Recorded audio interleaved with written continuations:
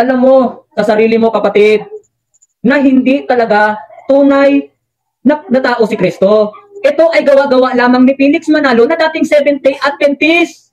Lumabas lang ito siya sa Seventh-day Adventist dahil gusto niya makapagpatayo ng iglesia na gagawin niyang negosyo.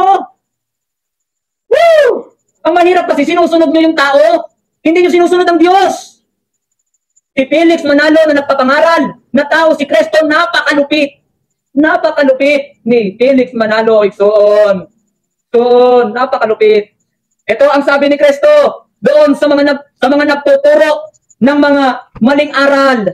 Si Felix Manalo, ipapakilala niya ang biruin niyo mga kapatid ha, ipapakilala ni Felix Manalo na si Kristo ay tao. Samantalang, ipinapakilala ng Diyos Ama na si Kristo ay Diyos. Sino paniniwalaan niyo?